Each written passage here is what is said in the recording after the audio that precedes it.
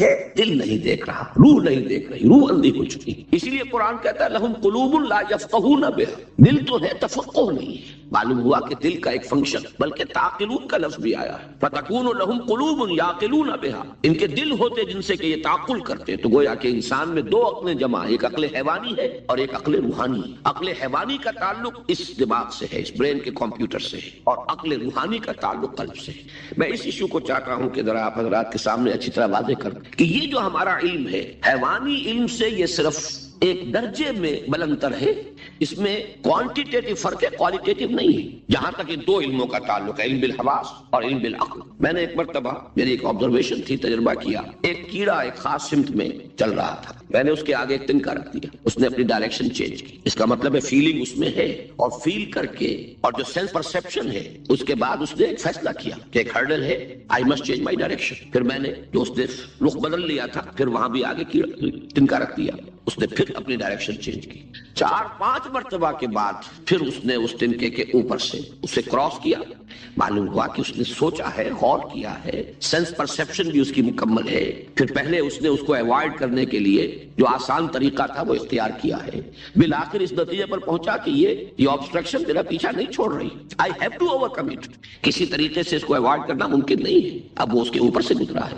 یہی تو ہے انسانی علم. یوں سمجھیے کہ اس کا چھوٹا کمپیوٹر ہے، ہمارا کمپیوٹر بہت بڑا ہے، سپر کمپیوٹر ہے. نوعیت کے اعتبار سے یہ جو علم ہے اس میں کوئی فرق نہیں ہے حیوانی علم میں اور انسانی علم. نوعیت کے اعتبار سے اسینشلی ڈیفرنٹ اگر کوئی شے ہے انسانی علم میں تو وہ علم بالقلب ہے. یہ علم بالقلب یا علم بالروح، یہ ہے وہ شے جسے آج کی دنیا تو تسلیم کر رہی ہے ESP کے نام سے.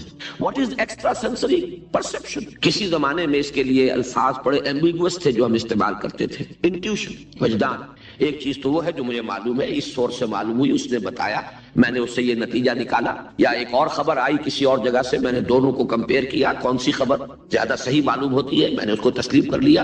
یہ تو وہ نالج ہے کہ جو میرے اپنے جو نون ذرائع ہیں ان سے ہاتھ. لیکن اچانک یہ خیال دل میں آتا، ہم کہتے ہیں بھئی مجھے کچھ وجدانی طور پر محسوس ہوتا ہے کہ یہ معاملہ ایسا نہیں. معلوم ہوا کہ پہلے سے بھی آخر یہ الفاظ جو ہماری زبان کے وضع ہوئے ہیں تو ہمارے تجربے اور احساس کی بنیاد پر ہوئے ہیں. مجھے وجدانی طور پر محسوس ہو رہا ہے کہ ایسا معاملہ یوں نہیں ہے، یوں ہے. اگرچہ رپورٹ مختلف ہے، اخبار مختلف ہیں، باتیں جو آ رہی ہیں وہ کسی اور طرف مجھے لے جا رہی ہیں، لیکن میرا وجدان کہتا ہے کہ بات یوں نہیں. یہ آج آپ کو معلوم ہے کہ یہ تو بہت بڑا میدان بن چکا ہے سائنٹیفک ریسرچ کا. ESP، ایکسٹرا سینسری پرسپشن، جس کے اندر سینسیشن ہے ہی نہیں، یعنی کانوں اور آنکھوں سے اس کا کوئی تعلق نہیں، لیکن پرسپشن ہو رہی ہے. یہ جو ایکسٹرا سینسری پرسپشن ہے یا علم بالروح یا علم بالقلب، یہ ہے در حقیقت کے جو مذہب کا اصل میدان ہے.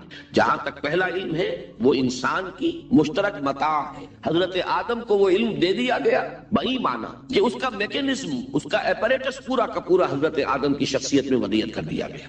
اسی کا دیکھو، سنو، نتیجہ نکالو، میموری میں اس کو فیڈ کر دو، پھر کچھ دیکھو گے، پھر ریفر کرنا، پھر اور نتیجہ نکالنا، علم آگے بڑھے گا. اس علم کو قلم کے ذریعے سے قلم بند کرنا تاکہ اگلی نسل کو منتقل ہو سکے. یہ علم اس طور سے آبزرویشن سے ان السمع والبصر والفؤاد کل اولئک کان عنہ مسئولا، یہ بیسک فیکلٹیز آدم کو دے دی گئی. یہ کمپیوٹر بھی دے دیا گیا اور یہ ایکسٹرا جو سینس پرسپشن ہے دے دی گئی. اب اسی کی ایکسفولیشن ہو رہی ہے، جیسے کہ ایک گٹھلی کے اندر پورا آم کا درخت موجود ہے، اسی میں سے نکلتا ہے، اسی میں سے برآمد ہوتا ہے. ان منیچر وہ پورا آم کا درخت اس گٹھلی میں ہے. حضرت آدم کو گویا کہ یہ سارا علم دے دیا گیا، لیکن with the passage of time gradually اس کی ایکسفولیشن ہوئی ہے، وہ علم بڑھتا چلا جا رہا ہے. یہ علم جو ہے یہ کہاں تک پہنچ گیا ہے. علامہ اقبال نے جو شعر کہا تھا کہ عروج آدم خاکی سے انجم سہمے جاتے ہیں کہ یہ ٹوٹا ہوا تارا مہ کامل نہ بن جائے. یہ علم کہاں سے کہاں تک انسان کو لے گیا ہے، اور یہ علم ہے جو خلافت کی بنیاد ہے. اسی سے مسئلہ حل ہوا میرا.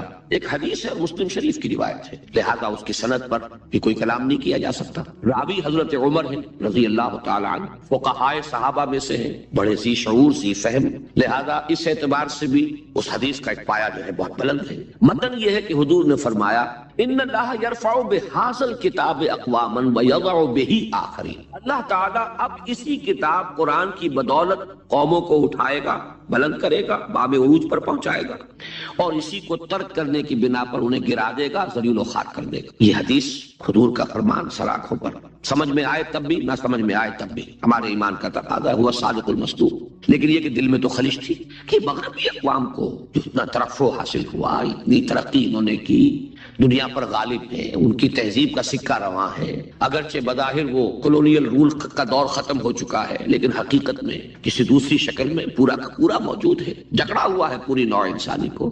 ذرا سا کچھ فرانس اور کچھ چین ابھی ان کے اس شکنجے سے باہر ہے، اور پورا زور لگ رہا ہے اس وقت۔ بیکر صاحب کے دورے چین کے ہوئے اور خود بش صاحب پہنچ گئے فرانس، کسی طریقے سے ان کو بھی یہ دو ہارڈ نٹس رہ گئے ہیں۔ باقی یہ کہ معاشی طور پر پورا تغلب اور پورا جو ہے تمکن غلبہ ہو جانا چاہیے، نیو ورلڈ آرڈر یا جو نیو ورلڈ آرڈر ہے اس کا، یہ سب کچھ جو ہے آخر کس بنا پر؟ حدیث تو کہہ رہی ہے کہ اس کتاب کی وجہ سے لوگوں کو عروج نصیب ہوگا، قومیں ابھرے گی اس کتاب کی بنا پر، گرے گی اس کتاب کی بنا پر۔ گویا کہ یہ اقوام کی قسمتوں کی میزان ہے، ایک طرف حدیث کے یہ الفاظ، دوسری طرف مشاہدہ یہ تو ایک خلجان رہا، اگرچہ میں نے اس کا تذکرہ نہیں کیا لیکن رہتا تھا۔ آخر اگر حضرت ابراہیم کا بھی معاملہ قرآن مجید میں آیا ہے کہ انہوں نے بھی درخواست کی تھی کہ رب ارنی کیف تحیی الموتیٰ، پروردگار مجھے دکھا کیسے زندہ کرے گا تو مردوں کو۔ قال اولم تؤمن قال بلی ولکن لیطمئن قلبی، اللہ نے فرمایا کیا تم ایمان نہیں رکھتے؟ یہ کیوں نہیں؟ ایمان تو ہے، مانتا ہوں، لیکن ذرا دل کا اطمینان میں چاہتا ہوں، کوئی خلجان نہ رہ جائے، پوری طرح دل ٹھک جائے۔ تو اس درجے میں اگر کبھی ہمارے دل میں بھی ایک پیدا ہو جائے کوئی پیاس، تو حرج نہیں ہے، بلکہ علم کے بڑھنے کا یہ ایک ذریعہ بنتا ہے۔ جب ریکنسٹرکشن کا میں نے مطالعہ کیا، علامہ اقبال کے خطبات، وہاں مجھے اس کا جواب ملا۔ ان کا کہنا یہ ہے کہ اس ویسٹرن کلچر کا بھی انر کور جو ہے وہ خالص قرآنی ہے، اس لیے کہ ان السمع والبصر والفؤاد، ان کو بھرپور طریقے پر وہ بروئے کار لائے۔ قرآن نے جس علم کو خلافت کی بنیاد قرار دیا ہے، اس علم کو انہوں نے پرسو کیا، اس میں ارتقاء کیا، اس میں ترقی کی، اسے پروان چڑھایا۔ یہ علم بھی در حقیقت ہے تو اسی علم کا ایک حصہ جس کو قرآن مجید اس اہتمام سے خلافت انسانی کی اصل اساس دے رہا ہے، وہ تو علم الاسماء ہے۔ اور اس علم الاسماء میں اشیاء کے خواص، پراپرٹیز آف دی میٹر، اور physical laws of physical change and chemical change, آخر یہی چیزیں ہیں کہ جن کو انسان نے دریافت کیا ہے، اور ان دریافت کے نتیجے میں جو بھی سائنٹیفک ارتقاء ہوا، ٹیکنالوجی بڑھتی چلی گئی، تو یہ اسی پر عمل ہے در حقیقت۔ ان السمع والبصر والفؤاد کل اولئک کان عنہ مسئولا۔ باقی جو چیزیں ان کے اندر اضافی آ گئی ہیں، ان کی تہذیب میں جو چیزیں کہ اس آسمانی ہدایت کے منافی آ گئی ہیں، ان کو اس وقت اپنے ذہن سے خارج کر دیجیے۔ لیکن یہ ترقی، یہ غلبہ انہیں اگر ہوا ہے تو یہ اسی علم اسماء کی پرسوٹ اور اس کی ترقی میں جس طریقے سے کہ انہوں نے محنت کی ہے، اسی کے نتیجے میں ہوا، اور وہی در حقیقت خلافت عرضی کی بنیاد ہے۔ دوسرا علم جیسا کہ میں عرض کر رہا تھا، یہ علم بالقلب ہے۔ اس علم بالقلب کو یا علم بالروح کو عام انسانوں کو بھی اس میں سے حصہ ملتا ہے، جسے ہم کہتے ہیں میرے دل میں کوئی بات آ گئی، انٹیوشن، ایکسٹرا سینسری پرسپشن۔ لیکن اسی کے لیے اصطلاحات ہیں الہام، القاء، کشف، رؤیا صادقہ، یہ چیزیں لوگوں کو ہوتی ہیں۔ کوئی انسان ایک واقعہ خواب میں دیکھتا ہے، چند دنوں کے بعد تو واقعہ ظہور پذیر ہو جاتا، بلکہ حدیث میں وضاحت ہے، حضور پر جب وحی کا آغاز ہوا، اول ما بدأ بہ، جس چیز سے کہ وحی کا سلسلہ شروع ہوا ہے حضور پر، وہ سچے خواب تھے، رؤیا صادقہ۔ جو کچھ آپ خواب میں دیکھتے تھے وہ بالکل کفلق الصبح، لفظ یہ جیسے صبح نمودار ہو جاتی ہے، بالکل اسی طرح وہ واقعہ ظہور پذیر ہو جاتے تھے۔ اس سے معلوم ہوا کہ حضور صلی اللہ علیہ وسلم کی روح مبارکہ کا ایک کانٹیکٹ قائم ہو گیا ہے اس عالم کے ساتھ، غیر مرئی عالم کے ساتھ، عالم امر کے ساتھ، عالم خلق سے بلند تر جو ایک عالم امر ہے اس کے ساتھ ایک رابطہ استوار ہو گیا۔ یہ چیزیں ہیں جن کو ہمارے ہاں کشف، الہام، رؤیا صادقہ سے تعبیر کیا جاتا ہے، اور اسی کی بلند ترین شکل ہے وحی۔ اگرچہ لفظ وحی کا اطلاق قرآن مجید میں اس پر بھی ہوا ہے کہ جو شہد کی مکھی ہے، اوحیٰ ربک الی النحل، جو جبلی ہدایت اس میں اللہ نے رکھ دی ہے کہ تم اس طرح سے پھولوں کا رس چوسو، اور اس طریقے سے جو بھی اس کے اندر میکینزم رکھ دیا ہے شہد کی پروڈکشن کا، یہ بھی وحی ہے۔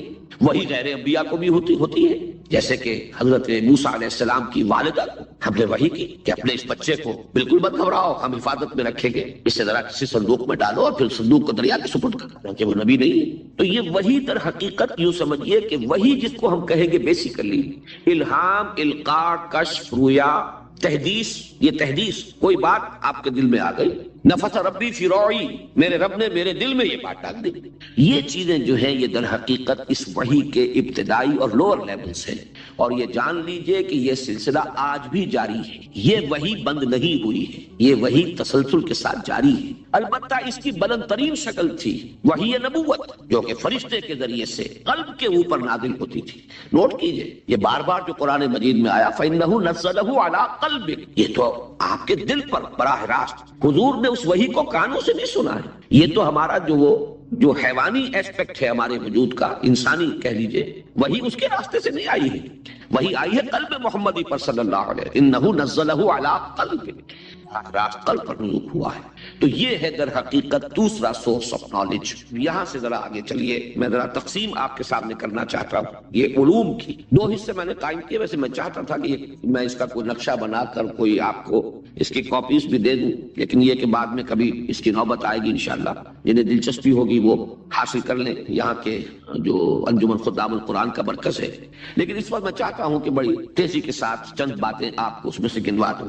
یہ جو انسانی علم ہے، جس میں کہ علم بالحواس اور علم بالعقل، ان دونوں کے مجموعے سے انسان علم حاصل کر رہا ہے۔ علم بالقلب کو ابھی ایک طرف رکھ دیجئے، وہ دوسری کیٹیگری ہے، ایبسولوٹلی ڈیفرنٹ کیٹیگری۔ اس علم کا سب سے بڑا مظہر جو ہے انسانی علم کا، وہ تو سائنس، فزیکل سائنسز، ٹیکنالوجی اور اس کی بے شمار شاخیں۔ کبھی فزکس صرف ایک مضمون کا نام تھا، اب اس کے سینکڑوں شاخیں بن چکی۔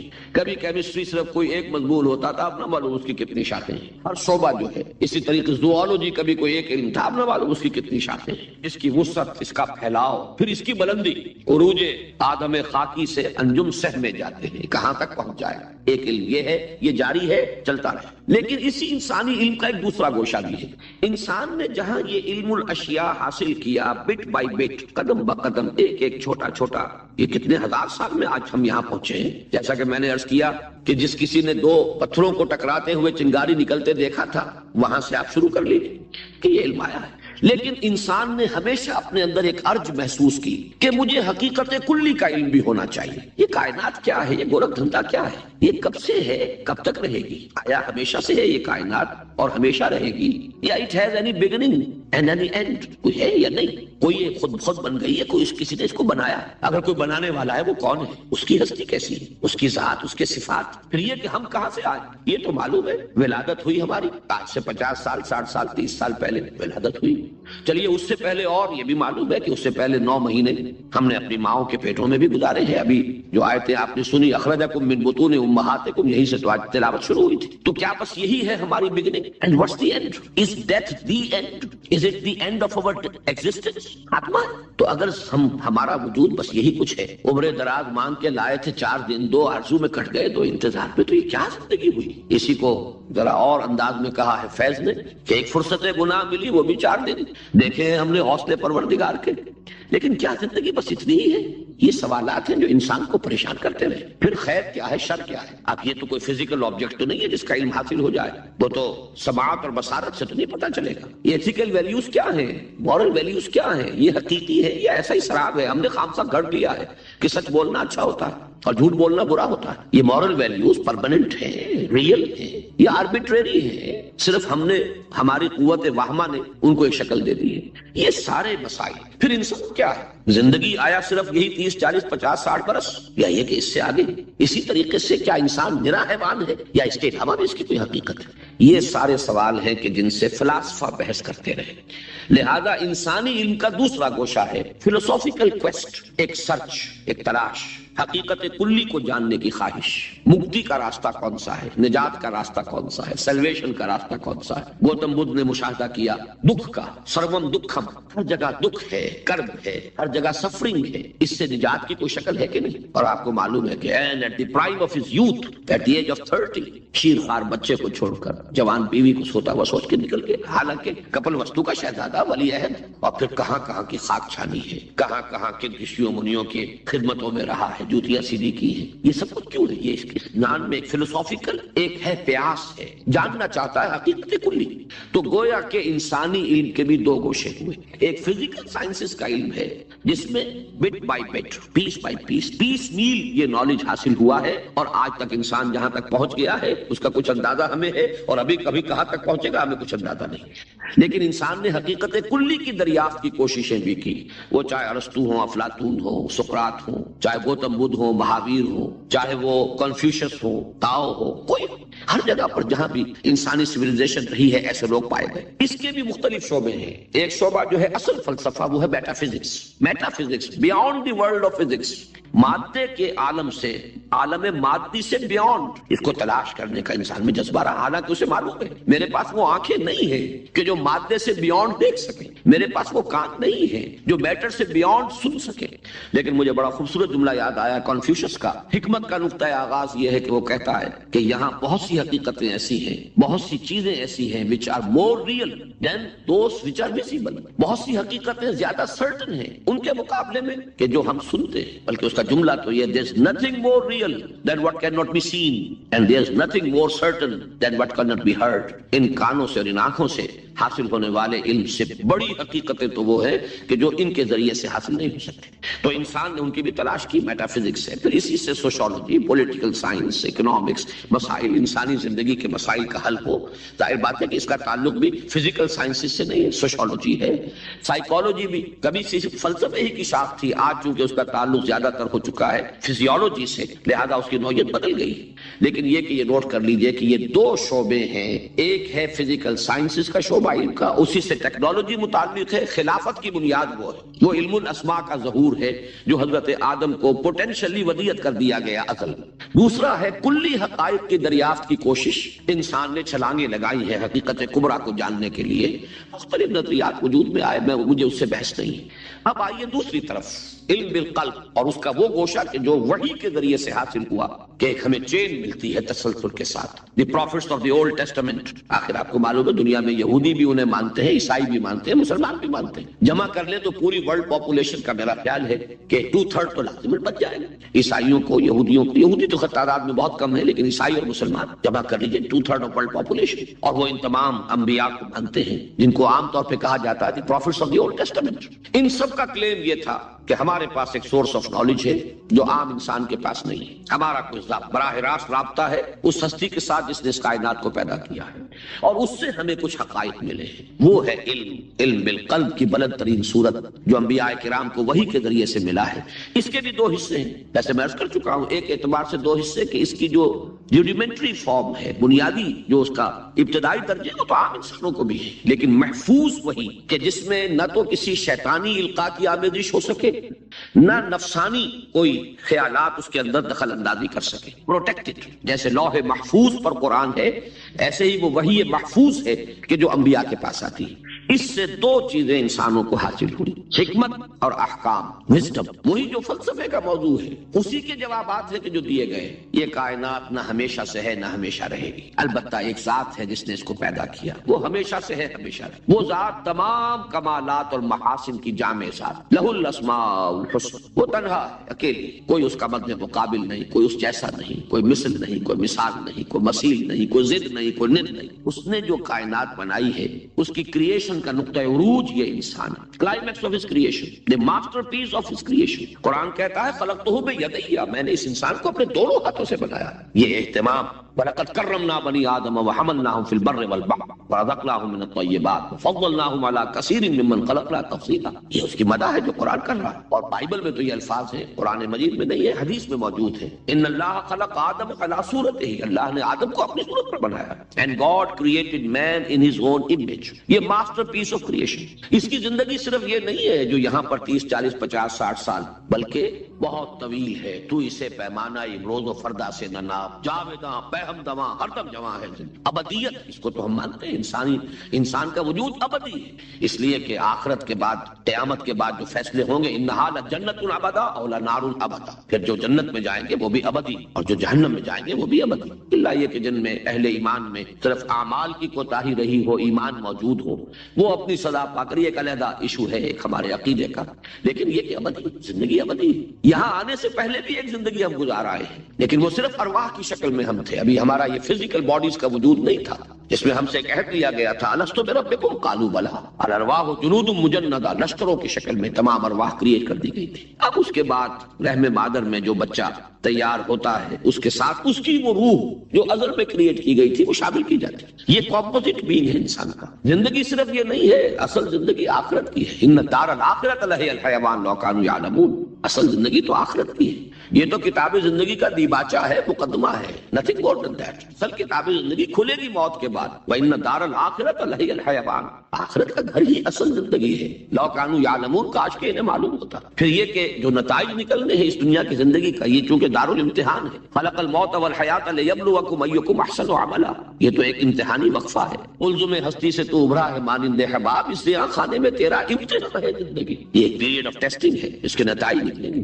اس ٹیسٹنگ کے لیے جہاں اللہ نے تمہیں سماعت دی، بصارت دی، عقل دی، مزید برآں نیکی اور بدی کی تمیز ودیت کر کے دنیا میں بھیجا ہے۔ وَنَفْسٍ وَمَا سَوَّاهَا فَأَلْهَمَهَا فُجُورَهَا وَتَقْوَاهَا، اس پر مستزاد اس کی رحمت کا یہ مظہر ہوا کہ اس نے کچھ انسانوں کو چن کر اس کے پاس وحی کے ذریعے سے اپنا پیغام بھیجا۔ کوئی نبی نہ آتا تب بھی تم رسپانسبل تھے، اکاؤنٹیبل تھے on the day of judgement, on the basis of the faculties جو دے کر دنیا میں بھیجے گئے ہو۔ انا خلقنا الانسان من نطفۃ امشاج نبتلیہ فجعلناہ سمیعا بصیرا، ہم نے اسے امتحان میں ڈالا ہے تو اندھا بہرا کر کے نہیں ڈالا ہے، آنکھ بھی دی ہے، کان بھی دیا ہے، ان بنیادوں پر عقل دی ہے، پھر یہ کہ نیکی اور بدی کی تمیز دی ہے۔ تو ہر ہیومن بینگ اکاؤنٹیبل ہے on the basis of these faculties, basic faculties. لیکن مزید اللہ نے رحم فرمایا، رحمت کا مظہر ہے نبوت، اور یہ نبوت جب اپنے کلائمیکس کو پہنچی تو رحمت للعالمین کی شکل اختیار کر گئی۔ وہ رحمت جو ہے اپنے کلائمیکس کو پہنچ گئی ہے کہ ایک سلیکٹڈ اللہ کا پسندیدہ بندہ، اس کے پاس وحی آئی ہے، پھر اس نے اپنے عمل کے ذریعے سے ایک نمونہ پیش کیا ہے، لقد کان لکم فی رسول اللہ اسوۃ حسنہ۔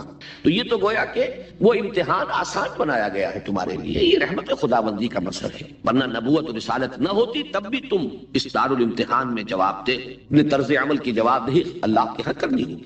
اب یہ تمام چیزیں ہیں جن کے مجموعے کو ہم کہتے ہیں یہ حقیقت کلی ہے، اس کا نام ایمان ہے۔ اس وحی کے ذریعے سے دوسری چیز جو معلوم ہوئی وہ اعمال ہیں، ڈوز اینڈ ڈونٹس، یہ کرو یہ مت کرو، یہ حرام ہے، آؤٹ آف باؤنڈس ہے، ادھر مت جانا، یہ پرمیسیبل ہے، یہ جائز ہے، یہ فرض ہے، یہ تو لازم کرنا ہے، یہ مستحب ہے، کرنا چاہو تو کر لو، لازم نہیں، بائنڈنگ نہیں۔ یہ جو اعمال جو ہمیں وحی کے ذریعے سے معلوم ہوئے، پھر یہ کہ ان کی حکمتیں بھی بیان کی گئی، یہ کس لیے دیے گئے؟ یہ تمہیں کوئی مشقت میں ڈالنے کے لیے نہیں دیے گئے، تمہارے اس امتحان میں کامیابی کے یہی ذرائع بنیں گے۔ نماز پڑھو تاکہ ہم یاد رہے تمہیں، تاکہ الصلاۃ لذکری، اگر ہمیں بھول جاؤ گے تمہاری زندگی کا رخ بالکل غلط رخ پر ہو جائے۔ اور روزے رکھو لعلکم تتقون، تاکہ تم اپنے اس جو اینیمل بینگ ہے اس پر کنٹرول حاصل کر سکو، تقویٰ پیدا ہو جائے، تمہاری خودی اتنی قوی ہو جائے کہ وہ اپنے حیوانی وجود کے اوپر، جس کی بہترین مثال ہے گھوڑا اور گھڑ سوار۔ اگر گھڑ سوار کمزور ہے تو گھوڑے کے رحم و کرم پر جس کھائی میں چاہے گا پٹک دے گا، لیکن گھڑ سوار مضبوط ہے، جم کر بیٹھا ہوا ہے،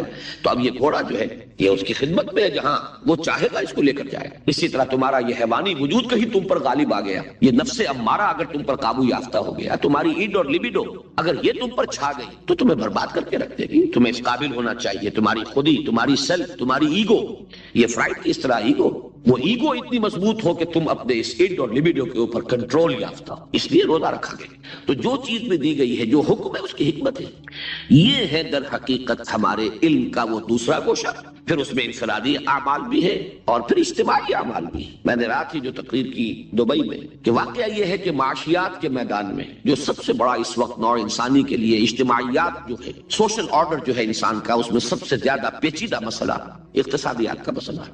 اور چونکہ ہم تاریخ کے اس موڑ پر ہیں اس وقت، نسل انسانی، نوع انسانی بڑے موڑ سے گزر رہی ہے کہ اس صدی کے آغاز میں جو ایک تجربہ ہوا تھا نیا، وہ تجربہ معلوم ہوا فیل ہو گیا۔ اس میں کچھ ان بلٹ ویکنیسز تھیں جس کے نتیجے میں وہ کامیاب نہیں ہوا، اور اسی وجہ سے آج ویسٹ میں بڑا یوفوریا ہے، بڑا ان کے اندر جو ہے اپنا احساس برتری کا، کہ ثابت ہو گیا کہ ہمارا نظریہ صحیح ہے، ہمارا نظام صحیح ہے، وہ نظام جو ہے غیر فطری ثابت ہوا ہے، اور وہ ترفع جو ہے ان کا اور یہ یوفوریا جو ہے یہی ہے جو اب نیو ورلڈ آرڈر اور جو بھی اس کے تقاضے ہیں ان کی شکل اختیار کر رہا ہے۔ لیکن یہ کہ دیکھنے والے دیکھ رہے ہیں، اور عام طور پر یہ بات کہی جا رہی ہے اندر سے وہ نظام بھی ٹوٹ پھوٹ چکا ہے، حالات وہاں کے بھی کوئی سب کچھ اچھا نہیں ہے، بلکہ یہ کہ نئے سے نئے پرابلمز ہیں۔ بہرحال اس وقت سب سے بڑا مسئلہ جو ہے وہ معاشی نظام کا، اور اس میں یہ جو آسمانی وحی اور ہدایت انسانی نے چند چیزیں ہیں جنہیں حرام قرار دیا، باقی تمام اصول جن کی بنا پر کم سے کم کمیونزم پر برتری اور فوقیت حاصل ہوئی ہے کیپٹلزم کو، وہ سارے اصول برقرار رکھے گئے۔ مارکیٹ اکانومی،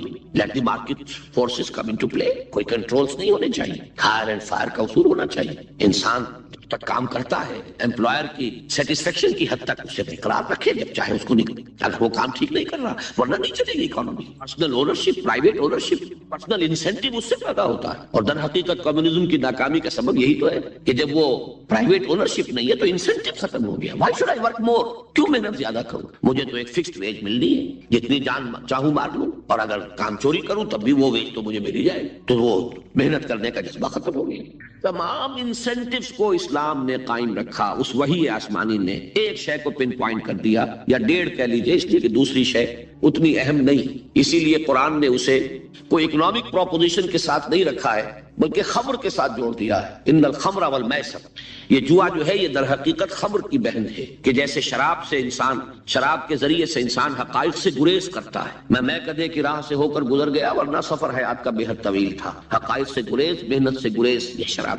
جوا بھی در حقیقت محنت کی بجائے داؤ لگا کر اور چانس کے ذریعے سے کچھ کمانے کی ایک جو کوشش ہے۔ اصل شے جو ہے پروپوزیشن جس کو کہ اسلام نے حرام قرار دیا وہی نہیں، وہ ہے سود۔ ایک چیز نکال دو باقی تمام اصول اپنے برقرار، لیکن یہ کہ یہ سود وہ شے ہے کہ جو ایک طرف ارتکاز دولت، ڈھیروں انبار دولت کے بنتے چلے جائیں گے، دوسری طرف فقر ہوگا، احتیاج ہوگی، ویلفیئر پر گزارا کروا دیجئے۔ لیکن یہ ہے کہ آج آپ مینہٹن میں چلے جائیے، اس کے بھی ساؤدرن ٹپ کے اوپر اگر وہ وال سٹریٹ ہے تو ناردرن سائڈ پر جائیے تو گھیٹوز ہے، سب ہیومن لیولز پر امریکہ کی سرزمین میں انسان زندگی گزار رہا ہے۔ یہ فرق و تفاوت اس کا لازمی نتیجہ ہوگا، جہاں یہ سود ہوگا، جہاں انٹرسٹ ہوگا، اس کا نتیجہ نکلے گا۔ میں صرف مثال دے رہا ہوں، اس وقت میرا موضوع جو ہے وہ معاشی نظام نہیں ہے اسلام کا، لیکن یہ کہ یہ چیزیں ہیں کہ جنہوں نے اس نظام آسمانی ہدایت نے، جیسے کہ کسی جگہ پر صرف ریڈ سگنل قائم کر دیے جائیں، یہ ڈینجر زون ہے، اس سے آگے مت بڑھنا، بس کچھ حدود قائم کر دیے اور اس کے بعد انسان کو آزاد چھوڑ دیا۔ اب غور و فکر کرو، سوچ بچار کرو۔ یہ ہے وہ دوسری چیز کہ جو ہمیں ملی، ایک علم انسانی علم، سائنس اور ٹیکنالوجی، اور دوسرا فلسفہ اور سوشل سائنسز۔ دوسرا علم جو وحی کے ذریعے سے حاصل ہوا، اس میں ایک حصہ اس کا وہی ہے جو فلسفے کا موضوع ہے۔ میں نے ساری وضاحت اس لیے بیان کی ہے کہ انسانی علم نے بھی ان حقائق کو دریافت کرنے کی کوشش کی ہے جن کو کہ وحی نے ایمان کے نام سے، ایمان کے ٹائٹل کے تحت ہمیں عطا کر دیے، اور دوسری طرف احکام دیے ہیں۔ بعض احکام وہ ہیں جن کا تعلق ہماری سوشل لائف سے، بعض احکام وہ ہیں جن کا تعلق ہماری فیملی لائف سے، نکاح، طلاق، رضاعت، عدت، سارے احکام تفصیل سے۔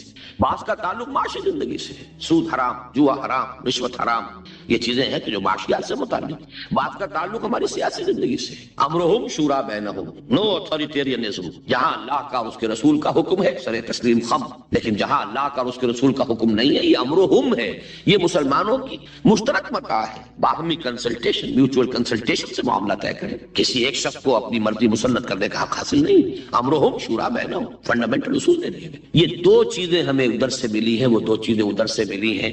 آج کا سب سے بڑا پرابلم کیا ہے؟ دیکھیے میں ایک بات ایسی کہہ رہا ہوں کہ جو بہت سے حضرات کے لیے شاید نہیں ہو۔ آج نوع انسانی کا اصل المیہ، اصل ٹریجڈی یہ ہے کہ انسان نے ایک علم سے اپنی آنکھ بند کر لی ہے، کلیتاً انحصار صرف انسانی علم پر۔ وہ علم مغرب کے اندر بہت بڑھا اور بڑھتا چلا جا رہا ہے، ایک اتنا بڑا گیپ پیدا ہو گیا۔ ایک علم ترقی کرتے ہوئے وہاں تک پہنچ گیا کہ عروج آدم خاکی سے انجم سہ میں جاتے ہیں، دوسرے علم سے انسان نے اپنے آپ کو منقطع کر لیا، کتاب ہدایت بند۔ وہ تو ہم نام کے مسلمانوں کا بھی اس سے تعلق صرف یہ ہے کہ بایا تشترا کارے جزی نیست، یا یاسین او آساں بمیری، پڑھ لو مردوں کو ثواب پہنچا دو۔ قرآن خوانی کی محفلیں اپنا سوشل ایک فنکشن بنا لو، کچھ خواتین جمع ہو جائیں، کچھ کھائیں پیئیں، کچھ گپیں لگائیں، نام اس کا قرآن خوانی ہوگا۔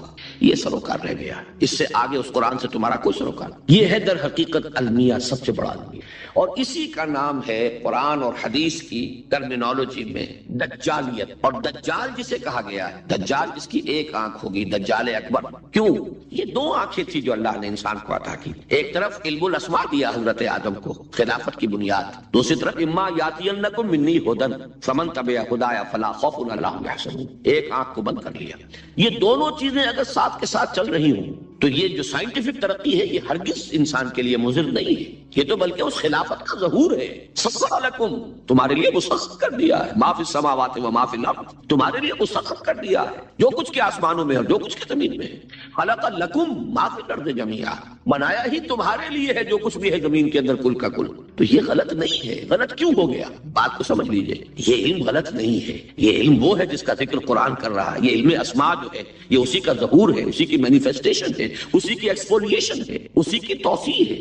لیکن یہ خراب اس لیے ہو گیا کہ دوسرا علم جو اس کے ساتھ آنا چاہیے تھا، دوسری آنکھ جو کھلی رہنی چاہیے تھی وہ بند ہو چکی، اس سے انسان نے پیٹھ ادھر کر دی، پیٹھ موڑ دی۔ اس وجہ سے یہ دجالیت، جس کے بارے میں حدیث میں آپ کو معلوم ہے، ایک ہے فتنہ دجال، ایک ہے دجال اکبر۔ بدل کہتے ہیں فریب کو، کسی شے کی اصل حقیقت کے اوپر کو ملمہ کر دیا جائے، تانبے کے اوپر چاندی کا یا سونے کا، وہ ملمہ کہلائی، یہ دلیل ہے۔ در حقیقت یہ ساری تہذیب دجالی اس لیے بن گئی کہ مادے کی اس ترقی نے نگاہوں کو اتنا چکا چوند کر دیا کہ اصل حقائق کی طرف سے اسے بالکل ذہول ہو گیا۔ اس دنیا کی ترقی اس درجے مرعوب کن ہو گئی کہ اب آخرت کا دھیان کسی کو نہیں۔ کائنات کا مطالعہ اتنی وسعت کر گیا اختیار، انسان نے ایسے ایسے مشاہدات کیے، اکتشافات کیے کہ اب خدا کی ذات کی طرف کوئی توجہ نہیں رہی۔ گویا کہ انسان کی توجہ اللہ کی بجائے، خدا کی بجائے صرف کائنات پر، حیات اخروی کی بجائے صرف حیات دنیاوی پر، روح کی بجائے صرف مادی وجود پر۔ اپنے جسم کی ہمیں بڑی فکر ہے، اس کی ذرا سی کہیں ڈرینمنٹ ہو جائے، کہیں ذرا سا کوئی بیماری لاحق ہو جائے تو کتنے پریشان ہو جائیں۔ بائی پاس کرانے کے لیے امریکہ پہنچے ہوئے ہوں گے، روح کی کسی کو فکر نہیں ہے کہ اسے بھی کوئی بیماری لاحق ہوتی ہے، اس میں بھی کوئی عوارض ہے، اس میں بھی کوئی روگ ہے، جس کو قرآن کہتا ہے کہ یہ قرآن آیا تھا دلوں کے امراض کے علاج کے لیے۔ شفاء لما فی الصدور، یا ایھا الناس قد جاءتکم موعظۃ من ربکم وشفاء لما فی الصدور، لوگوں تمہارے پاس آ گئی ہے تمہارے رب کی طرف سے نصیحت، اور جو تمہارے سینوں کے اندر روگ ہیں ان کا علاج، ان کی دوا، ان کا مداوا کی طرف کوئی توجہ نہیں۔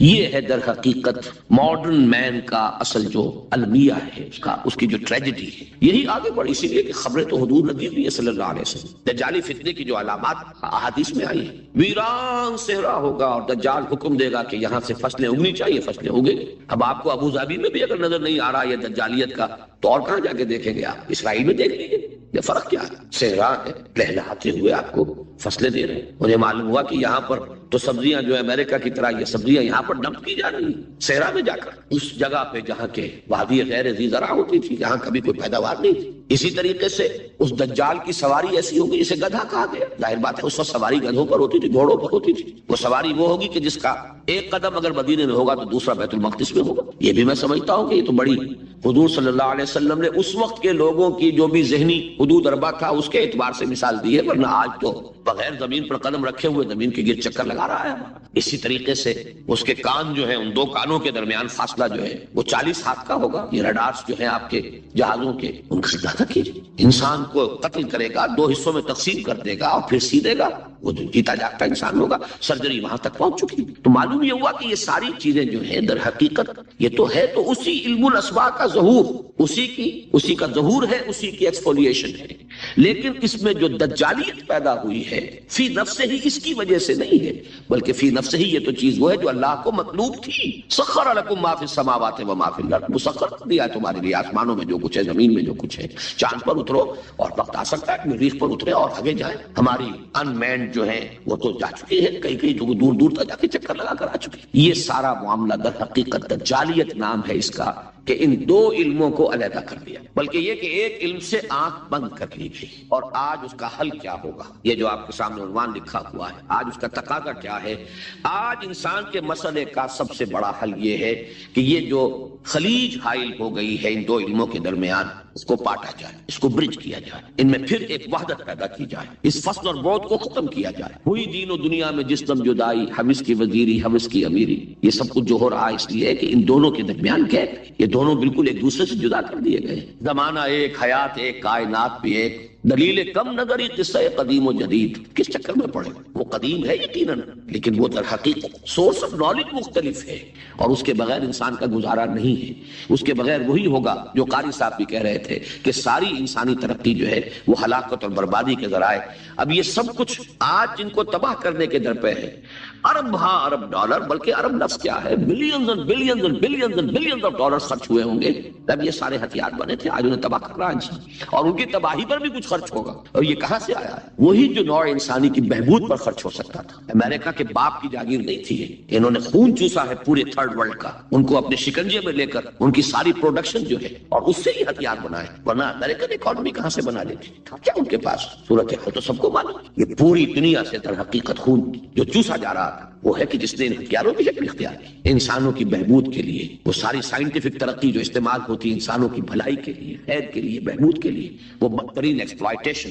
اور پوری دنیا سے ہمارے حنیف رابع صاحب نے ایک دفعہ کوئی کیلکولیشن کی ہوگی، بہرحال بڑی پیاری بات کہی تھی کہ پورے حیدرآباد ڈویژن میں جتنی کاٹن ہوتی ہے، بہترین کاٹن، ایک سال کی پوری کاٹن کی کمائی دے کر ہم ایک F-16 لے کے آ جاتے ہیں بغلے بجاتے ہوئے کہ بڑی کامیابی ہو گئی ہے ہماری فورن پالیسی کا، گویا کہ کامیابی کا ایک بہت بڑی اس کا مظہر ہے کہ ہم F-16 لے آئے۔ اور وہ F-16 ایک سپیئر پارٹ فراہم نہ ہو تو جنگ ہے، کباڑ خانے میں جانے والی شے۔ یہ ہے وہ ایکسپلائٹیشن، دنیا کی پوری جو ہے پروڈکشن اپنے شکنجے میں لے کر اس کا تمام جو ہے اس کا خون چوسا گیا اور یہ ہتھیار بنائے گئے، دونوں سپر پاورز نے بنائے، اور اب ان کی بربادی اور ان کو ختم کرنے کا معاملہ جو ہے وہ ترد سر بنا ہوا۔ یہ ساری دجالیت کس وجہ سے ہے کہ اس علم ہدایت کو پیٹھ دکھا دی گئی۔ خاص حالات تھے یورپ کے، اس پس منظر کو ذہن میں رکھیے، یہی علوم تھے جو ہم نے انہیں پہنچائے، اور ہماری بھی کوئی باپ کی جاگیر نہیں تھی، ہمیں بھی دوسروں سے ملے تھے۔ یہ تو علم ہے، تسلسل ہے، اس کا آدم سے چل آ رہا ہے سلسلہ اور بڑھتا رہے گا۔ اس میں یونانیوں نے حصہ ادا کیا، اس میں ہندیوں نے اپنا حصہ ادا کیا، چینیوں نے اپنا حصہ ادا کیا، پھر مسلمانوں کی تہذیب آئی، انہوں نے سب سے لیا، یونانیوں سے لیا، ہندیوں سے لیا، چینیوں سے لیا، پھر ڈیولپ کیا، پھر سونپ کر یورپ کو، اور انٹا غفیل ہو کر سو گئے، دے دیا۔ قرطبہ اور غرناطہ کی یونیورسٹیوں سے یہ چیزیں گئی ہیں۔ فرانس اور جرمنی یہ سب سے بڑے اس کے جو ایک رینائسنس ہوا، ایک احیاء العلم ہوا، اسی طریقے سے ریفرمیشن، یہ سارا مسلمانوں کے ذریعے سے اب انہوں نے بڑھایا۔ لیکن بدقسمتی سے اس وقت جو مذہبی نظام وہاں رائج تھا وہ نہایت جابرانہ، استبدادی، علم کا دشمن۔ سائنس پڑھنا جرم تھا، فلسفے کی کتاب کسی کے ہاتھ سے دریافت ہو جاتی، نکل آتی، زندہ آگ میں جلا دیا جاتا۔ جبر کی اور علم کی دشمنی کی یہ انتہا تھی پاپائیت کے نظام کے تحت، اور دو شکنجوں میں نوع انسانی کسی ہوئی تھی، ایک طرف بادشاہ، ڈیوائن رائٹس آف کنگز اس کے دعوے کے ساتھ، دوسری طرف پوپ صاحب اور ان کے نائبین، وہ ہے کہ وہ خون چوس رہے ہیں نذرانوں کی شکل میں، مانگنے والا گدا ہے، صدقہ مانگے یا خراج، اور علم اور فلسفہ اور سائنس سے دشمنی۔ نتیجہ یہ ہوا کہ جب وہ ڈھکن اٹھا ہے پھر تو مذہب سے نفرت اس تہذیب کی بنیاد کے اندر، اس کی جڑوں کے اندر پیوست ہو۔ یہ ہے المیہ، اس کا یہ تاریخی پس منظر ہے، ایک غلط مذہب کے خلاف ریئیکشن ہے جس نے کہ اس آسمانی ہدایت سے انسان کو محروم کر دیا۔ وہ ہدن فَإِمَّا يَأْتِيَنَّكُم مِّنِّي ہدن، اس سے انسان نے منہ موڑا، آنکھیں بند کی، وہ دوسرا علم بڑھتا چلا گیا، اور آج وہاں تک اس نے وہ اختیار کر لیا ہے کہ وہ فتنہ دجالی اپنے تمام ان علامات کے ساتھ جن کی خبر حضور صلی اللہ علیہ وسلم نے دی تھی ہماری آنکھوں کے سامنے۔ اس میں جو اصل کرنے کا کام کیا ہے، اس گیپ کو اگر ہم فل کریں، سب سے پہلے ہمیں شعور ہونا چاہیے، اپنی خودی پہچان ہو غافل افغان۔ ہم کسٹوڈین ہیں، وہ اس اما یاتینکم منی ہدن، اس کے کسٹوڈین ہم، ذمے ہمارے ہیں اس کو پہنچانا، اس کو سامنے لانا، اس ہدایت کا نمونہ پیش کرنا، سب سے بڑھ کر رسپانسبل ہم، اور ہم پر عذاب الہی کے جو کوڑے پڑنے شروع ہو چکے ہیں۔ ایسے تو یہ کہ جو کچھ اسپین میں ہوا کس کو یاد نہیں، اور 1992 is the year of Spain، پورے 500 برس ہو گئے ہیں جبکہ عربوں کا خاتمہ ہوا۔ میں چونکہ گیا تھا 2 سال قبل، اور میں دیکھ آیا تھا اس وقت کہ 1992 کو سیلیبریٹ کرنے کے لیے پورا رومن کیتھولک ورلڈ جو ہے وہ بڑے اہتمام کے ساتھ تیاریاں کر رہا ہے، اس کو منانا ہے، 500 برس پورے ہو جائیں گے، اور اسی حوالے سے شاید میڈرڈ کانفرنس بھی انہوں نے وہاں کروائی۔ بہرحال یہ باتیں شاید مناسب نہیں ہے کہ یہاں میں یہ باتیں آپ حضرات کے سامنے، مصلحت نیست کہ از پردہ بروں آئے راز، لیکن یہ کہ یہ جان لیجئے کہ یہ جو کچھ بھی ہمارے ساتھ ہو رہا ہے اس میں ایک تو وہ ہمارا جرم، ہم نے اس علم کا دروازہ بند کیا، اپنے تصورات کو محدود کیا، دین کو مذہب بنایا، علم کو صرف علم دین تک محدود کیا، اس کو ہم نے گویا کہ سیکولر علم قرار دے کر اپنے دینی تصورات سے خارج کیا۔ یہ ہماری غلطی، اور اس سے بڑا جرم یہ کہ اس آسمانی ہدایت کے بھی ہم کسٹوڈین تھے پہنچانے کے لیے، اور ہم نے یہ کہ خود اس کو پیٹھ دکھائی، خود اس اس کو اپنا امام نہیں بنایا، خود اس کو اپنا رہنما نہیں بنایا، اور دوسروں تک پہنچانے کا تو کوئی سروکار ہی نہیں، سوال ہی نہیں۔ اگر یہ میرا ڈائگنوسس درست ہے تو اب اس کا حل کیا ہے؟ پہلے تو یہ کہ اپنی ذمہ داری کو ہم پہچانیں۔ ظاہر بات ہے کہ ذمہ داری جتنا بڑا رتبہ ہے اس کی اتنی ہی بڑی ذمہ داری ہے، اور اگر وہ پہلو تو ہی کرے تو اتنی ہی سخت سزا کا مستوجب ہوتا ہے۔ کمتر درجے کی ذمہ داری ہے، کوتاہی بھی ہو گئی ہے تو کمتر درجے کی سزا کفایت کر جائے گی۔ رتبہ بڑا ہے، جن کے رتبے ہیں بڑے ان کی سوا مشکل ہے، جن کا رتبہ ہے سوا ان کی سوا مشکل۔ تو ہم کسٹوڈین ہیں اس ڈیوائن میسج کے، گائیڈنس کے، رحمت للعالمین کی رحمت للعالمینی صلی اللہ علیہ وسلم، اس کے امین ہم ہیں۔ لہذا پہلا کام تو یہ ہے ہمارے سامنے کہ اس علم کے اندر، جس کے لیے میں اب ایک لفظ استعمال کر رہا ہوں، اسلامائزیشن آف نالج، علم کو دوبارہ مسلمان کرو۔ یہ علم جو ہے، بڑی پیاری بات اقبال نے کہی تھی، عشق کی تیغ جگردار اڑا لی کس نے، علم کے ہاتھ میں خالی ہے میان اے ساقی۔ بڑی پیاری تشبیہ ہے یہ۔ عشق سے مراد یہاں وہ ایمان ہے، ایمان کی وہ تیغ جگردار اس میان میں سے نکال لی گئی ہے، خالی نیام رہ گیا ہے۔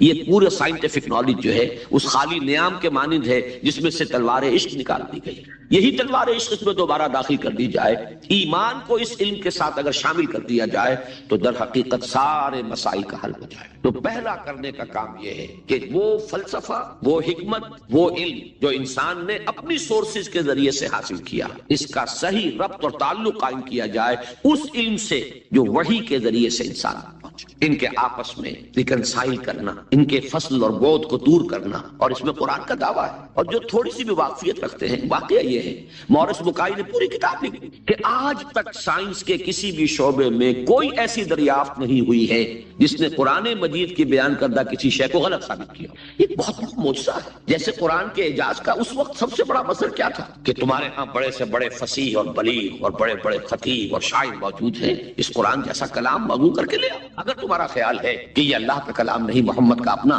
کمپوزڈ کلام ہے، تو لے آؤ، فاتو بسورۃ من مثلہ۔ اور کوئی جھوٹ موٹ کو بھی کوئی جرت نہیں کر سکا، اتنی ان کے اندر کم سے کم شرافت تھی، کوئی جھوٹ موٹ کو بھی سامنے نہیں آیا کہ کہتا کہ یہ ہے، میں کلیم کرتا ہوں کہ یہ قرآن جیسا ہے۔ اسی طرح آج کا سب سے بڑا معجزہ یہ ہے کہ قرآن مجید 1400 برس قبل کی کتاب ہے۔ اور آپ کے شاید علم میں ہوگا، ٹورنٹو میں، کینیڈا میں، جو وہاں کی یونیورسٹی ہے، اس میں جو ایمبریولوجی کے جو سب سے بڑے ماہر ہیں، جن کی کہ ٹیکسٹ بک پوری دنیا میں چل رہی ہے ایمبریولوجی کی، علم جنین، حیران رہ گیا وہ شخص، یہ 1400 برس قبل، جبکہ ابھی مائکروسکوپ کا کوئی وجود نہیں تھا، اتنی کریکٹ ڈسکرپشن ایمبریولوجی کے سٹیجز، اس قدر صحیح اس کی جو ہے ڈسکرپشن، یہ ڈسکرپشن کہ بچہ جو ہے ماں کے پیٹ میں 3 جھلیوں کے اندر، 3 دیواروں، فی ظلمات ثلاث پرورش پاتا ہے۔ ابھی تو کوئی ڈسیکشن نہیں ہوئی تھی ہیومن باڈی کے، یہ جو فزیولوجی ہے اور اناٹومی ہے، ابھی اس کا علم انسان کو نہیں تھا۔ یہ عقائد کیسے آئے؟ اسی لیے قرآن کہتا ہے، اس کا دعویٰ ہے، سنریہم آیاتنا فی الآفاق وفی انفسہم حتی یتبین لہم انہ الحق۔ ہم ان قریب انہیں دکھائیں گے اپنی نشانیاں اور آیات، آفاق میں بھی، ان کے اپنے اندر، اپنے نفس میں بھی، یہاں تک کہ یہ بات بالکل ثابت ہو جائے گی کہ قرآن حق ہے۔ پہلے ہمیں اسے برنگ آؤٹ کرنا ہے، اس کو سامنے لانا ہے، پھر یہ کہ وہ حکمت اور فلسفہ، اور ادھر سے ایمان، جس کو کبھی مولانا روم نے کہا تھا، چند خانی حکمت یونانیہ حکمت ایمانی آرا ہم بخواں۔ کب تک یونانیوں کی حکمت پڑھتے رہو گے، اس کا فلسفہ پڑھتے رہو گے؟ کبھی قرآن کا فلسفہ، قرآن نے جو حکمت سکھائی ہے اسے بھی پڑھو۔ یہ ریویلڈ نالج ہے، یہ ریویلڈ وزڈم ہے، یہ ایکوائرڈ نالج ہے، یہ ایکوائرڈ وزڈم ہے۔ ان دونوں کے درمیان ربط قائم کرنا چاہیے، جو علم کلام کا موضوع رہا ہے ہمیشہ۔ آج ضرورت ہے ایک نئے علم کلام کی، اس لیے کہ وہ قدیم علم کلام جو تھا وہ اس فلسفے کے حوالے سے تھا جس کی بنیاد منطق تھی۔ آج جو علم کلام ہے وہ چاہیے جو سائنٹیفک ڈیٹا جو انسان نے کلیکٹ کیا ہے اس کے ساتھ صحیح ربط و تعلق قائم کرے قرآن مجید کا اور اس کی دی ہوئی تعلیمات۔ اس سے یہ ہے کہ یہ گیپ جو ہے وہ برج ہوگا اور اس کے اندر ایک توحید کا رنگ پیدا ہوگا بجائے سنویت کے، یہ علم اور یہ علم اور۔ ایک بڑی سادہ سی مثال میں آپ کو دے رہا ہوں، ایک بڑے نیک نوجوان تھے، یہ کوئی 10-15 سال پرانی بات بتا رہا ہوں، ایم ایس سی باٹنی انہوں نے کیا، ریلیجس ایکٹیوسٹ، بڑے میدان میں مذہب کے لیے بڑے جوش و خروش سے کام کرنے والے۔ میں نے ان سے پوچھا کہ آپ کا کیا خیال ہے ڈاروین کے نظریے کے بارے میں؟ کہنے لگے کفر ہے۔ میں نے تھوڑا سا پاز کیا، میں نے کہا ٹھیک ہے وہ کفر تو ہے، لیکن تم نے کیا ہے، وہ مجھ سے کافی چھوٹے ہیں عمر میں، میں نے کہا تم نے کیا ہے ایم ایس سی باٹنی، مجھے تو اس حوالے سے بتاؤ کہ جو اس بایولوجی کے فیلڈ میں اس کے لیے جو دلائل ہیں، جو اس کے لیے شہادتیں ہیں، جو اس کے لیے ثبوت دیے گئے ہیں، ان کے بارے میں کیا رائے؟ تو بلیو میں ان کا جواب یہ تھا وہ تو بہت کنونسنگ ہے۔ یہ ہے وہ سپلٹ پرسنالٹی۔ ایک شے جو بڑی کنونسنگ ہے، ایم ایس سی باٹنی کی ہے، اس میں جو کچھ پڑھا ہے اس کی روح سے وہ سمجھ رہے ہیں کہ ڈارون کا نظریہ ارتقاء بڑا کنونسنگ، اس کے لیے مواد موجود ہے، دلائل ہیں، شواہد ہیں، لیکن ہے کفر۔ یہ سپلٹ پرسنالٹی، دماغ کے ایک گوشے میں ایک چیز ہے، دوسرے گوشے میں دوسری چیز ہے۔ یہ سپلٹ پرسنالٹیز دنیا میں کوئی کام نہیں کر سکتی۔ کمپوزڈ پرسنالٹیز، ایک وحدت جس کو کہا ہے قرآن نے علی وجہ البصیرۃ قل ھذہ سبیلی ادعو الی اللہ علی بصیرۃ انا ومن اتبعنی۔ اے نبی کہہ دو یہ میرا راستہ ہے، میں اللہ کی طرف بلا رہا ہوں، تو اندھیرے میں ٹامک ٹوئیاں نہیں مار رہا ہوں۔ علی وجہ البصیرۃ، نہ صرف میں بلکہ میرے ساتھی جو میرا اتباع کر رہے ہیں وہ بھی دونوں آنکھوں سے راستہ دیکھ کر چل رہے ہیں اور بلا رہے ہیں اگر اس راستے کی طرف تو علی وجہ البصیرۃ بلا رہے ہیں۔ پہلا تو یہ پرابلم ہے ہمارا، اور یہ بہت بڑا چیلنج ہے۔ دوسرا پرابلم یہ ہے یہ سوشل سائنسز میں اور جو سوشل انسٹیٹیوشنز ڈیولپ کیے ہیں انسان نے، اکنامک انسٹیٹیوشنز ہے، پولیٹیکل انسٹیٹیوشنز ہیں، تھیوری آف اسٹیٹ ہے، پھر اس ریاست کے آرگنز ہیں، ایگزیکٹو ہے، جوڈیشری ہے، لیجسلیچر ہے، کہنے کو خیر چوتھا جو ہے پریس کو کہا جاتا ہے، لیکن تین ہے بنیادی۔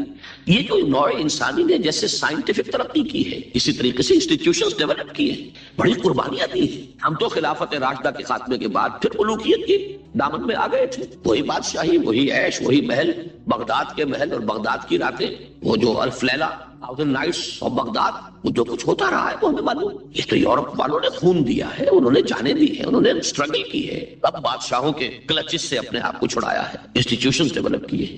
لیکن یہ کہ ان انسٹیٹیوشنز کو اب یا تو یہ ہے کہ بالکل ایک مرعوب ذہنیت کے ساتھ، ڈیفیٹسٹ مینٹیلٹی کے ساتھ چون کر تو ہم ایکسپٹ کر رہے ہیں، یا یہ کہ ٹوٹلی ریجیکٹ کر رہے ہیں۔ حالانکہ دونوں چیزیں illogical ہیں، اس میں تجزیہ کرنا ہوگا کیا صحیح ہے کیا غلط ہے، کیا چیز کمپیٹیبل ہے دین کے ساتھ کیا نہیں ہے، پھر اس کی بصیرت فراہم کرنی ہوگی۔ سود حرام ہے تو کیوں حرام ہے، اس کی قباحتیں کیا ہیں، یہ کس طور سے امبیلنس پیدا کرتا ہے معاشرے کے اندر، کس طریقے سے ارتکاب دولت پیدا کرتا ہے، اور اس سے پھر فساد پیدا ہوگا۔ آخر کمیونزم بھی یوں ہی تو نہیں آ گیا تھا، it was not a bolt from the blue, یہ ری ایکشن کیپٹلزم کا، اور اگر کیپٹلزم اور دنگا کیپٹلزم جاری رہا تو پھر کسی اور ری ایکشن کو وہ جنم دے گا، اسی کی کوکھ سے کوئی اور اینٹی تھیسس وجود میں آ جائے گا۔ جیسے ابھی آپ نے وہ کے جی بی کے کوئی بڑے ڈبل ایجنٹ کا ابھی انٹرویو آپ نے پڑھا ہوگا، ایک دو دن پرانی بات ہی ہے، اس نے یہ کہا ہے کہ یہ ایک تجربہ تھا، ناکام ہو گیا، لیکن میں اس کے اوپر شرمندہ نہیں ہوں، یہ ایک بہت اچھا کام تھا جو ہو رہا تھا، اور یقیناً بہت خیر اس سے وجود میں آیا ہے۔ بہرحال انسان کا تجربہ کرے گا۔ اس اعتبار سے دوسری ذمہ داری ہماری یہ ہے جو قرآن کے حامل ہیں، حامل قرآن، اگرچہ مجھے شعر یاد آیا اقبال کا، جانتا ہوں میں یہ امت حامل قرآن نہیں ہے، وہی سرمایہ داری بندہ مومن کا دین، جانتا ہوں میں کہ مشرقی اندھیری رات میں بے ید بیضا ہے پیران حرم کی آستی۔ تو حقیقت تو وہ ہے جو اقبال نے کہی ہے، لیکن بہرحال سو کالڈ حامل قرآن تو ہم ہیں نا، قرآن کو ماننے والے، لیکن یہ کہ اس حامل قرآن امت کا دوسرا فرض یہ ہوگا جہاں ایک طرف ایمان کے حقائق کو سائنٹیفک معلومات کے ساتھ ان کی ایک ربط اور تعلق کو اسٹیبلش کرنا، وہاں دوسری طرف سوشل سائنسز اور سوشل انسٹیٹیوشنز کا تجزیہ کہ ان میں صحیح کیا ہے جس کو اختیار کرنا ضروری ہے، ان میں غلط کیا ہے جس کو اس میں سے مائنس کرنا ضروری ہے۔ اور آخری اور تیسری بات، البتہ ان دو باتوں کے سلسلے میں عرض کر دوں کہ چونکہ یہ تقریب بھی منعقد ہو رہی ہے انجمن خطاب القرآن، جمعیت خطاب القرآن جو یہاں قائم ہوئی، جس کا تھوڑا سا تعارف بھی آپ حضرات کے ساتھ ہوا، یہ میں نے 65-66 میں کام شروع کیا تھا لاہور میں۔ 7 سال تک میں تنہا تھا، اکیلا، میں اکیلا ہی چلا تھا جانب منزل، مگر راہ رو ملتے گئے اور قافلہ بنتا گیا۔ For 7 long years I was alone۔ دارالاشراف الاسلامیہ بھی میرا اپنا تھا جو قائم کیا، اور ساتھ ہی مشق سخن بھی جاری تھی اور چکی کی مشقت بھی، میں اپنا پروفیشن بھی لے کر چل رہا تھا، نبضیں بھی دیکھ رہا تھا، نسخے بھی لکھ رہا تھا، اور ساتھ یہ دعوت رجوع القرآن اور حلقہ ہائے مطالعہ قرآن یہ قائم ہو رہے تھے۔ پھر اس کے بعد انجمن خدام القرآن، مرکزی انجمن خدام القرآن لاہور میں قائم ہوئی 1972، جس کو کہ اب 20 سال اس کو بھی اب پورے ہو رہے ہیں اس مارچ میں۔ اس کے تحت پھر ہم نے قرآن اکیڈمی قائم کی، اس لیے کہ میری سمجھ میں یہ بات آئی کہ جدید تعلیم یافتہ نوجوانوں کو نکال کر انہیں قرآن کا طالب علم بنایا جائے۔ اتنے وسائل تو ہے نہیں، آئیڈیا تو ہو سکتا ہے، خواب تو دیکھا جا سکتا ہے کہ ایسی یونیورسٹی ہونی چاہیے جس کا مرکزی شعبہ جو ہے قرآن کا ہو، عربی زبان اور قرآن، یہ تو لازم ہو ہر طالب علم کے لیے، چاہے وہ سائنس کا ہو، ہیومینٹیز کا ہو، کسی کا بھی ہو، لیکن اس کے ساتھ شعبے ہوں۔ کوئی فلسفہ پڑھ رہا ہے تو وہ فلسفہ بھی پڑھ رہا ہے، قرآن بھی پڑھ رہا ہے، کوئی اکنامکس پڑھ رہا ہے تو وہ اکنامکس، جدید اکنامکس بھی پڑھ رہا ہے، قرآن بھی پڑھ رہا ہے، حدیث بھی پڑھ رہا ہے۔ کوئی اور سائیکالوجی پڑھ رہا ہے تو وہ جو کنٹمپریری سکولز آف سائیکالوجی ہیں ان کو بھی جانتا ہے، اور یہ کہ قرآن اگر ان سے بحث کرتا ہے اس ایشو سے تو اس کو بھی جانتا ہے۔ اس سے پھر یہ کہ وہ اسلامائزیشن آف نالج، علم کو مسلمان بنانے کا مرحلہ طے ہو سکتا ہے۔ لیکن جب تک یہ نہ ہو تو جو لوگ پڑھ چکے ہیں، ایمایسی کر چکے ہیں، مختلف شعبوں کے اندر سے انہوں نے تحصیل علم کی تکمیل کر لی ہے، اب انہیں قرآن پڑھایا جائے۔ قرآن اکیڈمی کا یہ کانسیپٹ ہے جو میں نے 67 میں پیش کیا تھا، 10 سال بعد 77 میں اس کا کچھ آغاز ہوا ہے، اور اب بہرحال 14-15 سال اس کو ہو گئے ہیں۔ بہرحال سینکڑوں طلبہ وہاں سے ایسے M S Cs, B S Cs, M B B S, M S کر کے جو گئے امریکہ سے آئے مختلف سائنسز کے اندر، ان لوگوں نے عربی پڑھی ہے، قرآن پڑھا ہے، ایک ٹیم تیار ہو چکی ہے جو اب اسی نہج پر کام کو آگے چلا رہی ہے۔ اس ایک اکیڈمی سے جو ہم نے لاہور میں شروع کی تھی، جیسے کہ حضور نے فرمایا ہے کہ روئے ارضی کی کل مسجدیں جو ہیں وہ کعبے کی بیٹیاں ہیں، اسی طریقے سے یوں سمجھیے کہ اس اکیڈمی کے بطن سے ایک اکیڈمی کراچی میں it has come up now, وہ بھی کام شروع کر رہی ہے، ایک ملتان میں، ایک فیصل آباد میں۔ بہرحال ایک کام یہ چل رہا ہے جس میں سب سے اہم، اگرچہ قرآن کالج بھی ہم نے قائم کر لیا ہے، گریجویشن کے ساتھ ہی قرآن اور یہ بنیادی تعلیم، لیکن اصل جو ہے 1 ایئر کورس ہم نے ایسا ڈیولپ کیا ہے کہ تعلیم یافتہ لوگ جو ہے وہ آئیں، کیونکہ میچور مائنڈز ہوتے ہیں، ڈیولپ مائنڈز ہوتے ہیں، انہیں دیر نہیں لگتی ہے، البتہ 1 سال انہیں بیٹھ کر گھٹنے ٹیک کر ایکسکلوسیو اسی کے لیے وقت فارغ کر کے آنا ضروری ہے۔ یہ کام ہے جو ہم وہاں کر رہے ہیں۔ باقی یہ کہ میرے دروس اور کیسٹس اور اس کا جو بھی سلسلہ آج کا ابلاغ کا جو بھی ہے، ضیاء الحق صاحب کے زمانے میں 15 مہینے وہ الہدیٰ ٹیلی ویژن پر جاری رہا، اس سے تعارف جو ہے بڑے وسیع حلقے میں ہو گیا۔ ایک کام تو یہ ہو رہا ہے، ہمارا جو بھی ہمبل ذرائع ہیں ہم اس میں اس کام میں لگے ہوئے۔ اصل مقصد کیا ہے؟ اس کو وہ جو گیپ ہے دونوں علموں کے درمیان، پھر ان کو قریب لانا، ان کو جوڑ دینا، ان میں سنویت کو ختم کر کے ان کے اندر توحید کا ایک رنگ پیدا کرنا۔ اور تیسری اور آخری بات میں عرض کروں گا، ہمارے لیے سب سے بڑا چیلنج یہ ہے، ایک تو علمی سطح پر چیلنج تھا جس کا ذکر ہو چکا، اس کے لیے جو خدمات بھی ہم کر رہے ہیں اس کا بھی میں نے تذکرہ کر دیا، اس کا ریشنیلے بھی آ گیا سامنے، اس لیے کہ اقبال نے یہی تشخیص کی تھی کہ وہ زمانے میں معزز تھے مسلمان ہو کر، اور تم خار ہوئے تاریک قرآن ہو کر، خار از مہجوری قرآن شدی، شکوہ سنجے گردش دوران شدی، اے تو شبنم برزمی افتدائی، در بغل داری کتاب زندگی، اس کتاب زندہ کی طرف رجوع کرو، تمہاری بغل میں موجود ہے وہ نسخہ حیات اور نسخہ شفا۔ لیکن دوسرا چیلنج یہ ہے کہ آج جو میں نے عرض کیا تھا، نوع انسانی کا قافلہ پھر ایک دوراہے پر آ گیا ہے، ایک تجربے سے واپس آیا ہے۔ 70 برس گویا کہ انسان نے اتنی بڑی اجتماعی زندگی کے 70 برس گویا کہ ان کو خط تنسیق پھیر دیا ہے۔ جو رہ گئے تھوڑے بہت ہارڈ نٹس ٹو کریک، وہ بھی ہو جائیں گے، کریک ہونے میں کوئی دیر نہیں ہے۔ انٹرنل کنٹرڈکشنز چائنا کے اندر بھی پورے طور پر واضح ہیں۔ ایک مرتبہ جو ہے وہ ایک رات میں جو کچھ ہوا ہے، اگر پھر کہیں دوبارہ اس کا پھر ظہور ہو گیا تو ہو سکتا ہے کہ پھر یہ نظام قائم نہ رہے۔ بہرحال یہ نوع انسانی کا مسئلہ ہے، یہ پوری ہیومینٹی کا پرابلم ہے، اس سے مسئلے کا حل چاہیے۔ اب اس کا حل تو یہی ہوگا کہ اس کا کوئی ماڈل ان کے سامنے آئے۔ اس ماڈل کے لیے ظاہر بات ہے کسی ایک خطہ ارضی کے اندر اس نظام کو اس کی ایک آرگینک ہول کی حیثیت سے، یہ نہیں کہ اس کے جزء، مسجدیں تو بڑی اعلیٰ ہوں لیکن نظام وہی جو دنیا میں چل رہا ہے، تو وہ تو ظاہر بات ہے کہ وہ بات تو کسی درجے میں بھی دنیا میں قابل قبول نہیں۔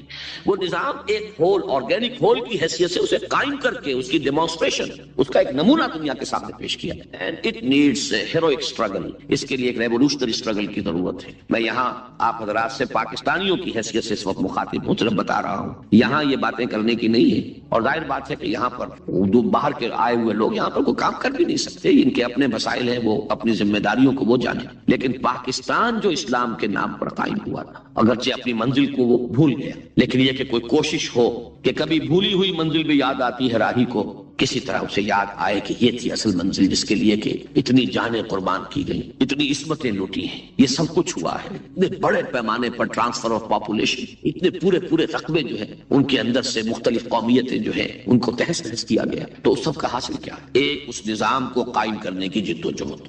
یہ ہے ہماری اس ایکٹیویٹی کا دوسرا پہلو، تنظیم اسلامی کے نام سے ایک ریولوشنری گروپ آرگنائز کرنے کی کوشش، لیکن وہ کوئی انڈر گراؤنڈ نہیں ہے، علم کھلا، اس لیے کہ محمد الرسول اللہ ہمارے لیے ماڈل ہے، لقد کان لکم فی رسول اللہ اسوۃ حسنہ، اور آپ کا کوئی کام انڈر گراؤنڈ نہیں تھا، جو کام کیا سامنے کیا، کھل کر کیا۔ اگر کہا ہے کہ یہ بت جو ہے ان کی کوئی حقیقت نہیں، تو ڈنکے کی چوٹ کہا ہے، مار پڑی ہے تو صحیح ہے، برداشت کی ہے، پھر جو بھی اسٹرگل ہوئی ہے اس one all above the ground and on the ground.